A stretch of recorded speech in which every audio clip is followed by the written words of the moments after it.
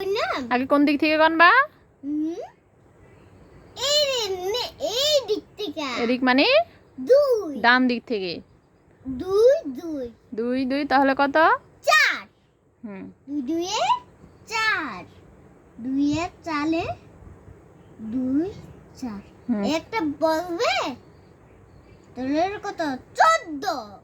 প্রথম 2 এ 2 এ 4, তারপরে 1 বসে যাবে, তারপরে গণো। আমার তাহলে কোন দিক থেকে গণাম? ডান দিক থেকে। হ্যাঁ করো। আমার 4 4 4 3 3 তাহলে কত? 7। তাহলে হয়েছে 7। 7 বসবে এদিকে আর 1 বসবে এদিকে। 1 বসে যাবে, তাহলে হলো 17। 1 এর নিচে কিছু নাই তাই 1 বসে যাবে। লেখো তারপরে। এখন মোট তুলে হবে ডান দিক থেকে সিয়াম। ডান দিক থেকে করবা আগে। 6 3 তাহলে কত? 9 6 আর 3 এ 9। তাহলে 1 বসে যাবে, তারপর এটা করো। ডান দিক থেকে গেলাম এইখান থেকে। সব সময় ডান দিক থেকে করবা। 7 আবার 2 তাহলে হলো 9। তাহলে 9 বসে যাবে। আবার একটা। তুমি তো লেখাগুলো সুন্দর করে লিখতে পারতেছো না বউ। আমার 16 আর 19 19 আর 19 এ কত হয়? পরে এগুলো করো।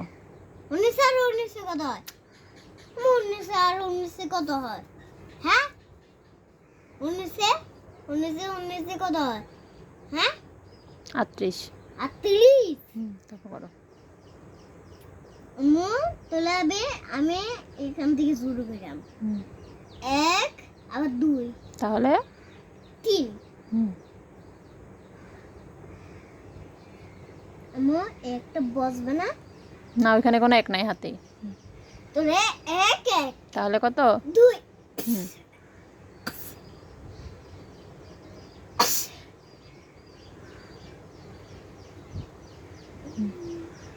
তারপরে করো।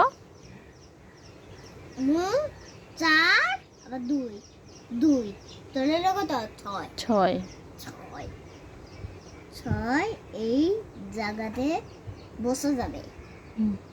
1 1 হ্যাঁ তাহলে 2 2 1 আর 1 এ 2 26। উড়ি বড়ি করো। এত বড় না? 4 আবার 0 তাহলে কত? 4 জিরোর সাথে জিরোর সাথে যে সংখ্যা যোগ করা হয় সেই সংখ্যাই বসে যায়। 4 তার লেখাই যাবে। 1 2 তাহলে 3। তাহলে 3 3। সবসময় অঙ্ক কোন পাশ থেকে করতে হয়? ডান দিক থেকে অঙ্ক